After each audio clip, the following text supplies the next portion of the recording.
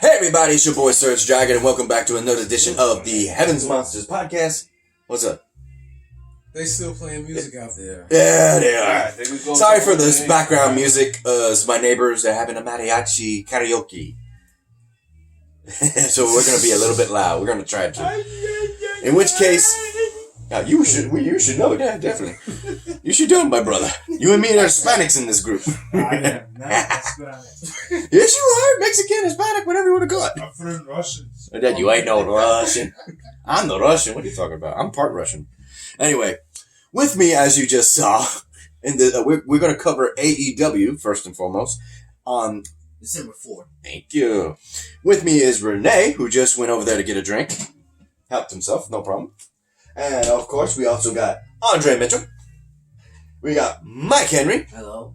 And without... said that wrong. The last person. Without further ado, last but not least, Xavier Hill. Once again, MVP is in the ring, so that can only mean one thing. Big things popping, little things stopping. Sit back, relax, and enjoy the view, because the Heavens Monsters podcast is for people better than you. With that said, let's go ahead and kick it off with the... Oh, shoot. What did the AEW start it with, bro? Mikey? It started out with the Young Bucks and the Natural Dusty Rhodes versus Spanish God. Proud and powerful. Yeah, buddy. In this match, it would be pretty back and forth. With three members from the Inner Circle fighting Cody Rhodes' friends. Sammy Guevara, Santana, and Ortiz, the Inner Circle, that is. And the Young Bucks and Dustin Rhodes. This match would ultimately end in a spectacular way with one of the Young Bucks on the top rope and the other Young Buck holding the guy in the tombstone position alongside Dustin Rhodes with another member of the Inner Circle, and they both jumped to actually give a senton onto the third member who was laying down on the ground. That was and a double tombstone assist. Sammy Guevara was laying down. Yep. And it would end in that fashion, and people were just screaming their heads off because that was a good ending to that match. That was crazy.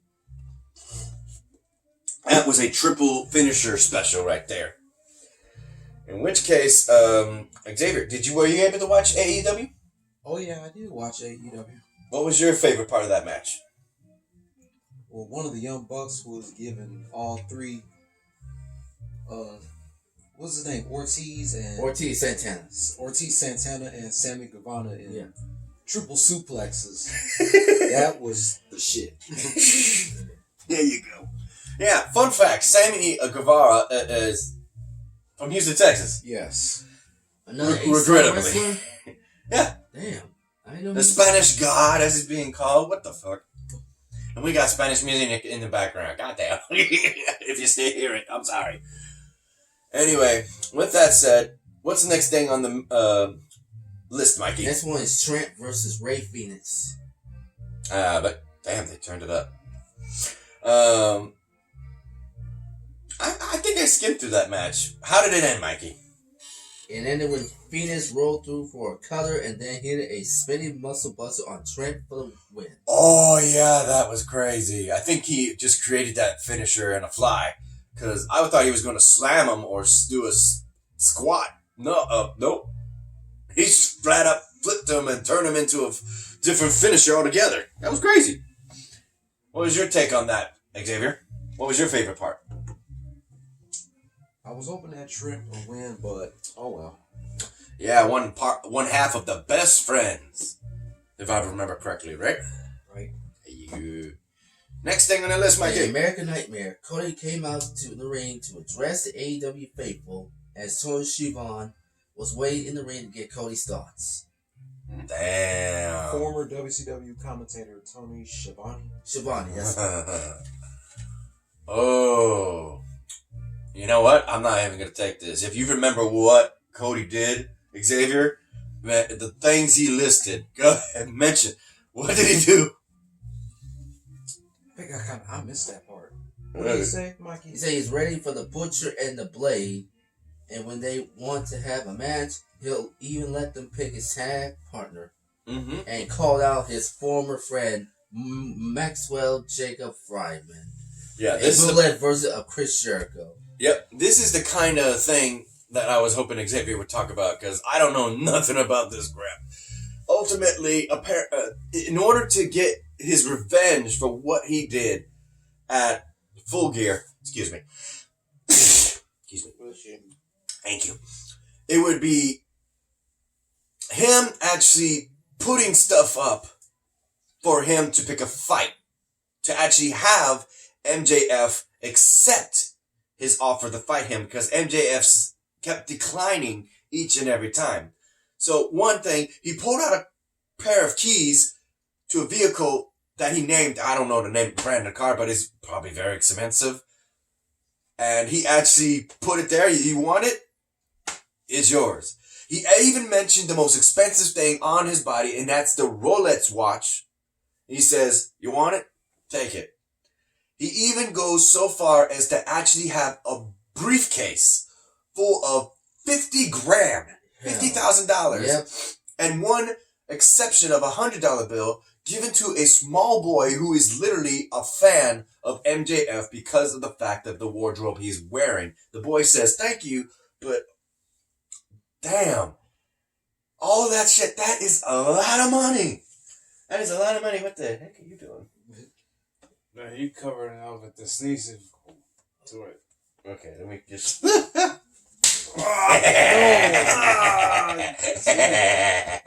I got him. Got him. Got him. In which case, we don't know. We didn't get an answer. All we know is the stuff was just laid in the ring. Nobody retrieved it as far as we know. And no answer as to MJF, as of yet, answering the challenge that Cody Rhodes laid out. Even mentioning the fact that thanks to how he got screwed over by MJF at Full Gear, he can never challenge for the AEW World title, which is what I feared because he's not going to fight him. As Chris Jericho is that the title itself will no longer be in his possession or ever. He can never challenge for it. That sucks. So he wants at least that satisfaction of beating the living hell out of MJF. Damn. Next thing, Mikey. Alice Marvez interviewed the bad boy Joey Janela. Yeah, I didn't really care for that one. What did you think? Skip it. Skip. Yeah, skip it. A video for the Dark Order aired. Skip it. Yeah, that was just sad. They ended up attacking the guy when he said he just wanted friends. Next. Nyla, the Native Beast versus Leva, the Librarian Bates. How'd that match end, Mikey? Skip it. Oh, no, don't skip it. At least tell him who won. It ended with Nyla caught Shanna. Hold on. See, that's what I don't like. Hold on. Let me go back. Go ahead. Nyla hit a driving knee to the side of Leva's head from the top rope. Nyla went for the beast bomb, but Peter Avalon ran in for the save. Nyla delivered double choke slams to Leva and Avalon. Nyla smashed Leva with the beast bomb for a quick and decisive victory. After the match, Nyla hit another beast bomb on Leva, but not until Dr. Britt Baker watched in stunned silence from the front row, as Shannon ran in with a crossbody block from the top rope on Nyla, and then a Superman elbow strike. Nyla caught Shannon and slammed her to the mat. Nyla powerbomb referee Rick Knox through the table and then powerbomb Shannon on top of him. Damn. That's a lot of crazy shit going. Alright. What's next, Mike? Next up, this guy's favorite, Le Champion Chris Jericho with big old Jake Hager. What happened, Mikey? Jericho said he sold, listen to this, 12,000 bottles of a little bit of the bubbly. He actually has his own... Can you believe that? He has his own champagne company. Can you believe that? 12,000 bottles? Of the bubbly. Who the hell would sell 12,000 bottles? Hey, if it sells, 12, that's how much money you got. 12,000 bottles? Well, you'd be surprised how many people want something from Chris Jericho or any single wrestler. Le Champion said that AEW... They'll buy right up. It's not one. It's not just one. It's champagne. That's why it's called a little bit of the bubbly. Drink it in, man. He is. It's got his freaking face on it with the little bit of the bubbly written on it. Always said, yep, drink it in, man. Well, he's literally having people drink it now. Le Champion said AEW is forcing him to have one more title defense this year. He pulled out a list of wrestlers he is refusing to compete against. And repeatedly, it's Moxley and somebody else's name. Moxley. Somebody. Moxley. John Moxley. Moxley. And John Moxley shows up. We'll get to that later, but like I said, Jericho read off a series of names from the lexicon of Le Champion, and who made it? Oh, Jurassic Express. Oh yeah. And along with Jungle Boy. Oh yeah. And called Jungle Boy was a piece of shit. And Jungle Boy couldn't last 10 minutes with him. What's going on? He got me. Yeah. What's going on? Keep going. Hey, he got me and I got him. Jungle Boy couldn't last 10 minutes with him. Jungle Boy responded, I know I can last 10 minutes with you, and I'm gonna kick your ass, as Jungle Boy slapped the taste out of Jericho. Here we go. And what's next?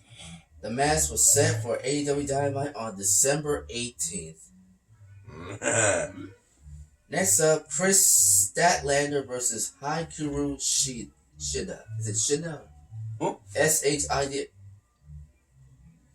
It's Chris Statlander versus Hikaru Shida. Shida? Yeah, S-H, right here. S-H-I. Yeah. Yeah, how you pronounce that? Is it Shida? It's Shida. Shida. Yeah, Shida. That's what I said. Yeah, I watch a little bit of Japanese so I can understand. I got a lot of Japanese people. Yeah, I love the culture. Alright, keep on. Statlander poured Shida to the mat with a collar and elbow takedown. Oh, yeah. But you asked who won the match. Shida fought back with a running knee, but Statlander hit the cradle tombstone, pin Shida the number one contender for a major upset. Oh, yeah. And then comes the interesting part. Well, who comes out after that? Next up, you got Brandy Rose and Awesome King walk down. Awesome Kong. Is that what's not right? Yeah, Brandy It's Awesome Kong. Awesome Kong. It's like, there's 1,000 ways to die. She's The Nightmare one. Collective. And her music is creepy. It's 1,000 ways to die. She's one. I was like, what the wow. That's one type of music that's ominous. But ultimately, she is offered a chance to join Awesome Kong and Brandy Rose. Road. But she declines and gets wrecked. Damn. That sucks. No. That's not what happened. Never mind. I'm thinking that's what happened. Instead, a girl in the audience is calling out, I want to pledge. But the security just escorted her out of the ring. No, they didn't. They said to let her in, and she did. She's on the platform as she literally gives herself. They take one strip of her hair, and then they cut her with a knife. Yeah, they cut the rest of her hair. She said, go ahead, take it off. I feel like This reminds me of the Straight Edge Society. Yeah. By Serena. Yeah. CM Punk's old friend. Yeah. That's what I'm saying. It's just like a recap of that. Yeah. Like, the girl might be a future wrestler soon then. If they going that far. Looking all bald like Serena. No, I don't think she's bald. I think her hair is just that cut with the knife that Awesome Kong has been carrying around. Playing other women's hair. Next thing, Mikey. The Fallen Angel, Christopher Daniels versus Pentagon Jr. Hey, damn, they just straight up attack each other before the match even started. Xavier, you remember that match? I missed that match too. Alright then, Mikey, how did the match end? Pentagon finished off Daniels with a package pile driver for the pin. Yeah, boy. Next. A video aired of the Butcher, the Blade, and the Bunny. And they're here to cut the head off the snake. Which is Cody Rhodes, apparently. Mm-hmm. Why? I do not know. I don't know. Me no sabe. I do not know. Next thing. And finally, it was time for the main event of the night. The Bad Boy Joey Janela versus Jon Moxley. Ah, yeah, that's who it is. The bad boy. He was the guy who was actually accepting Jon Moxley's match. And he said, kids. So he ended up fighting him, and, yeah. The guy ended up regretting it because Jon Moxley whooped his ass. And at the end of the match, Chris Jericho's music began to play, and Le Champion, surrounded by the whole group of Inner Circle, walked through the crowd. Jericho raised his world championship for Mox to see, taunting Mox with it. And that's how AEW came to an end. Yeah. Jon Moxley did that earlier after the match was scheduled for Jungle Boy against Chris Jericho. Jon Moxley would show up at the end of that little discussion just to be present, that he still gets his eyes on Chris Jericho. So Chris Jericho returns the favor at the end of his match just to keep eyes on him, even though he has him on the list repeatedly saying that he's not going to fight him or doesn't want to. And that's a contradiction. What was your favorite take from this, Xavier, since you watched the episode? Pretty much the whole match, because these two were going back and forth, beating the hell out of each other. And I gotta say, Jon Moxley, he's doing a hell of a job ever since he got signed to AEW. He's undefeated right now. Still hasn't lost. Who's gonna be Jon Moxley's next opponent? We'll just have to see. Yeah. Oh, speaking of that, as of I guess 33 minutes ago, it was my birthday, and apparently it was also formerly known as Dean Ambrose, currently known as Jon Moxley, his birthday as well. Wow. I didn't know. I forgot about that. I forgot that it was his birthday too. Me and him, Jon Moxley, share the same birthday, December 7th. From Pearl Harbor. Yeah. So congratulations to him. Also, in advance, since we were just talking the whole time, before I forget, since that's the end of the episode, let's go ahead and shout out to the whole entire cast of the Heaven's Monsters podcast. First up is y'all guys. Xavier, you want to cover it? Shout out to myself, Xavier Hill, And me. Mike Henry, Andre Mitchell. And of course, the birthday boy. Yeah, Former Serge birthday Strand. boy himself. Just you three, though, folks. Mention it. Yeah, shout out to me, Xavier, Mikey, and Andre. A link to our YouTube pages will be in the description box below as always. Serge. And a remaining shout out to, of course, present here, Renee and Pharaoh. T-Money. Yeah, you got about that. And Chris Petrie and Delvin. With that said, ladies and gentlemen, that will be it for this video and this review. And next, coming up, SmackDown and 205 Live. So if you want to see that, first you gotta give this video a like, if you would please. If you didn't, give it a thumbs down. Hit that subscribe button, like the content, and hit the notification bell for the next Heaven's Monsters podcast. We're the Heaven's Monsters podcast crew. We'll see you next time. Peace out. We forgot Raw. We did Raw. Me and Raw, T-Money did. Starrcade, and NXT. We're not going to cover that if we haven't seen it yet.